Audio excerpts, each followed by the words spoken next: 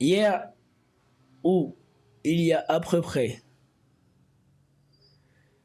10 heures, si je me souviens bien, oui, il y a 20 heures.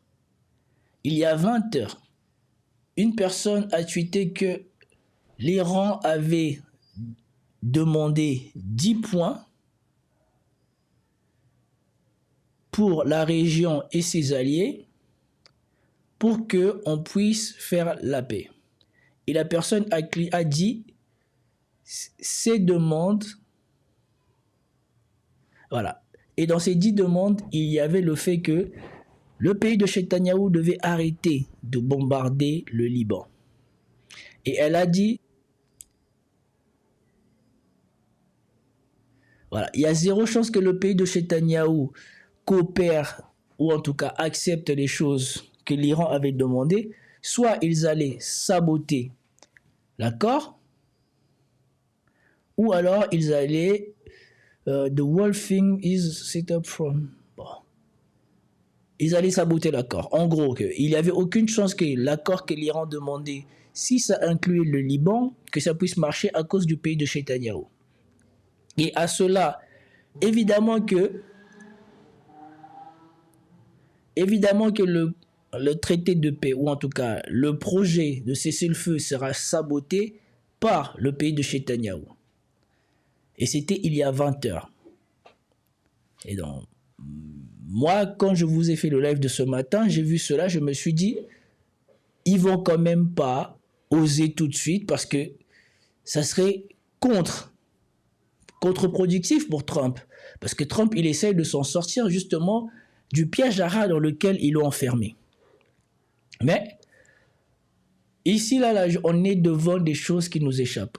Il doit y avoir une vérité cachée dans ce conflit que nous ne percevons pas ou que nous n'avons du mal à percevoir ou qui a déjà été plus ou moins révélé partiellement que nous avons du mal à comprendre. Aujourd'hui, ce pays de Netanyahou se permet de bombarder. Ce pays de Netanyahou se permet de bombarder le Liban en disant que c'est la plus grosse campagne de bombardement qu'ils ont jamais fait au Liban. Alors que la raison pour laquelle, soi-disant, ils avaient attaqué le Liban, c'était en prévention du fait qu'ils allaient ouvrir une guerre contre l'Iran. Mais aujourd'hui, on se retrouve avec ces gens-là qui font ça au Liban. Et concrètement, israélienne. Écoutez ce qu'il dit ici. 14h55, si vous nous rejoignez en direct, exactement, il est 14h55, si vous nous rejoignez en direct sur LCI, des frappes israéliennes, des frappes aériennes israéliennes d'une très grande puissance ont visé Beyrouth, la capitale du Liban. 50 avions de chasse israéliens ont participé à cette vague de frappes. Le gouvernement libanais annonce que des centaines de personnes ont été tuées ou blessées lors de ces frappes. De son côté, l'armée israélienne annonce avoir frappé, je cite, une centaine d'objectifs du Hezbollah à travers le Liban, affirmant qu'il s'agit de la plus grande frappe coordonnée contre le mouvement pro-iranien depuis le déclenchement de la guerre américano-israélienne contre l'Iran, alors qu'une trêve a été déclarée il y a quelques heures dans cette guerre, une trêve entre l'Iran et les États-Unis, mais pour Israël, le Liban ne fait pas partie de ce cessez-le-feu. Alors moi, face à ça, ce qui m'interpelle le plus quand je vois ça, c'est le silence de la communauté internationale. À moins que je me trompe, hein. À moins que je me trompe. Ce qui m'interpelle ici, c'est que face à cette annonce, le silence de la communauté internationale. On ne voit pas Macron, Starmer, le Parlement français, Pivet, tous ces gens-là, ils sont où? Tous ces gens-là qui sont venus tweeter leur sympathie, leurs amitiés, leur désolation après le 7 octobre. Là, vous avez un pays, non seulement ils ont agressé l'Iran, c'est injuste, mais ils ont agressé le Liban à titre préventif, justement pour que, soi-disant, pendant qu'ils allaient leur faire leur campagne contre l'Iran, que le Hezbollah ne puisse pas venir les déranger. Donc le Hezbollah qui elle-même déjà était en attente, c'est eux qui sont venus taper le Hezbollah en prévention. Donc le Hezbollah a riposté, ils étaient là à essayer de faire les deux campagnes en même temps. Maintenant que les États-Unis ont signé un cessez-le-feu, ou en tout cas ont mis en place un projet de cessez-le-feu avec l'Iran, comme par hasard, c'est ce jour-là, vous attendez quoi? Le pays de Netanyahou est parti faire une telle campagne au Liban. Et on vous dit qu'ils ont tapé et causé des dizaines, si ce n'est des centaines de civils. Maintenant, dites-moi, c'est sur la base de quoi que eux ont décidé, parce qu'ils allaient faire leur campagne contre un autre pays, ça justifiait que maintenant ils viennent raser un autre pays. Moi, ça, c'est des trucs, franchement, c'est des trucs qui me débectent. Parce que si on doit jouer le jeu, de condamner tout ce qui se fait de mal, de dire qu'il existe des terroristes, et de dire qu'il existe des gens qui sont de je ne sais pas quoi, des gens qui sont des méchants, des gens qui n'ont pas de respect pour la vie humaine, des gens qui ne respectent pas la démocratie, des gens qui veulent juste tuer des gens. Ok. Mais maintenant, quand vous avez un pays qui vous dit qu'il tue des gens en prévention d'une guerre qu'ils vont faire avec d'autres personnes, et quand cette guerre-là, on annonce là-bas qu'on va faire un cessez-le-feu, qui vous annonce qu'ils ont fait la plus grosse campagne de tuerie, pas contre la guerre principale dans laquelle ils étaient menés, mais contre la guerre secondaire que eux-mêmes, ils ont causée. Et en plus, ils bombardent des gens qu'on avait inclus dans le cessez-le-feu. Donc les gens là qu'ils bombardent, ces gens-là, ils étaient inclus pour que eux-mêmes aussi, aujourd'hui, respectent un cessez-le-feu.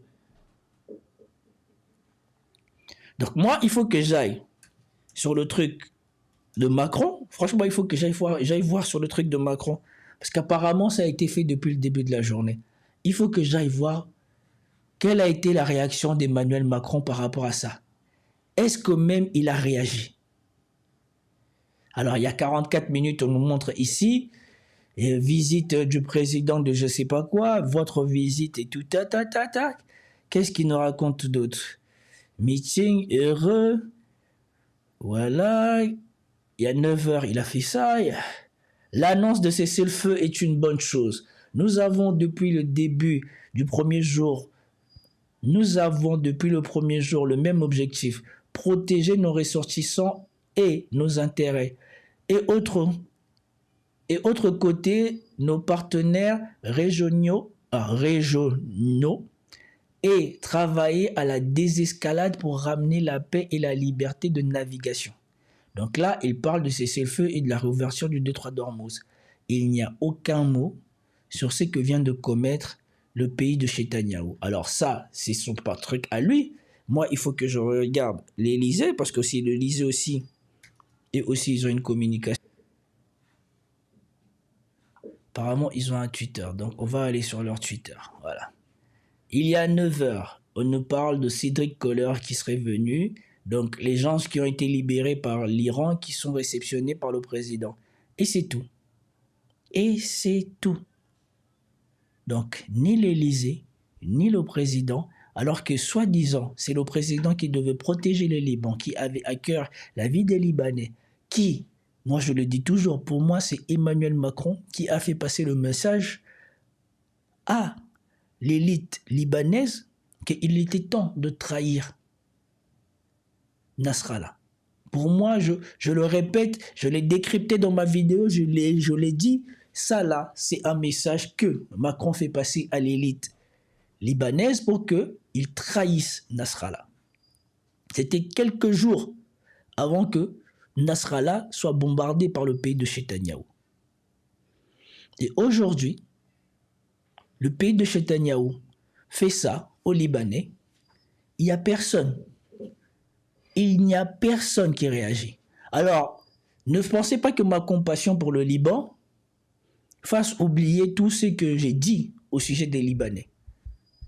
Parce que ici, là sur LCI, il y a un moment, ici, là sur LCI, j'ai regardé tout à l'heure, c'est pour ça que je dis que je suis offusqué. C'est un live totalement décousu, certes, mais c'est parce que je suis dépassé par les choses que je vois, ces gens-là faire, ces gens-là dire. Et donc ici, il y a Alain Bauer qui réagit par rapport à la communication de l'Iran, par rapport à ce qui vient de se passer. Écoutez. La méfiance historique envers les États-Unis découle des violations répétées de toutes les formes d'engagement.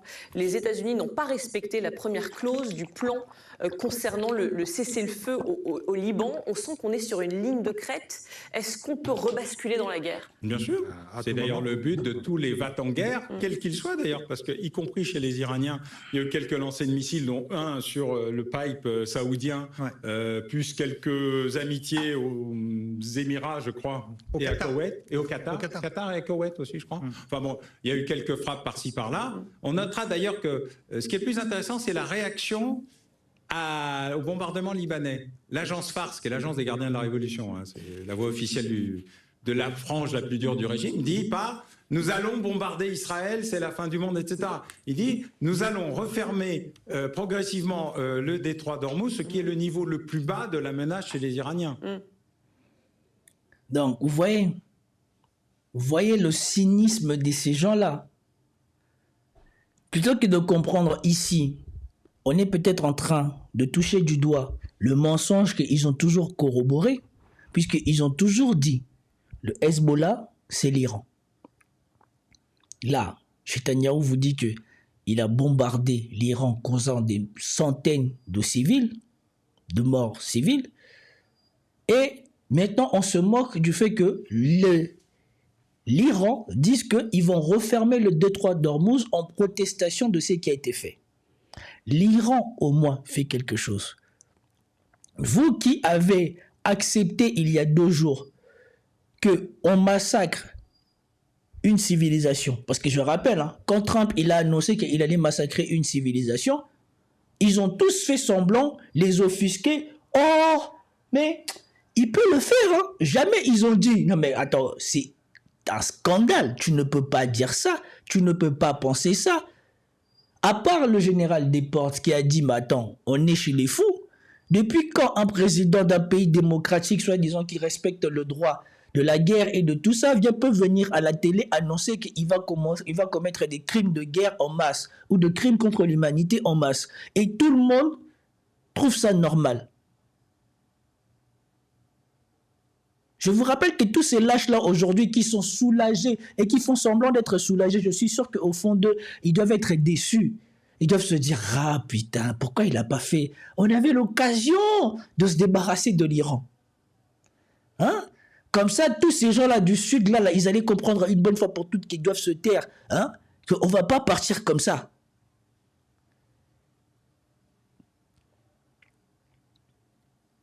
Alors que quand la guerre en Ukraine a commencé, il fallait voir comment ils sont offusqués.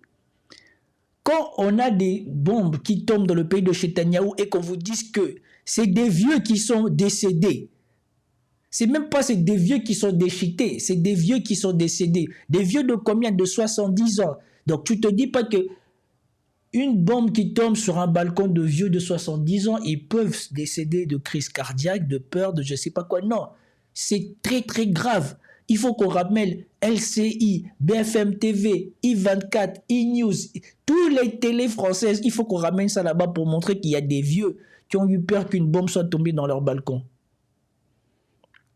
Et par contre, on va s'offusquer. Mais vous comprenez, hein? Regardez quand l'Iran a visé Dimona. 0 mort.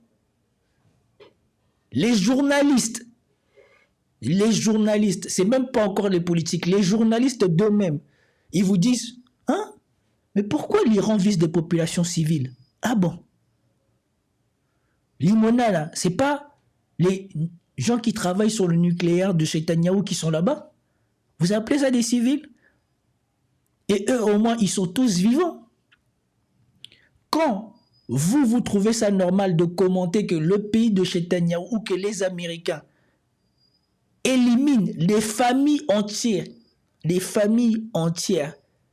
des ingénieurs, des physiciens iraniens, ça, c'est normal.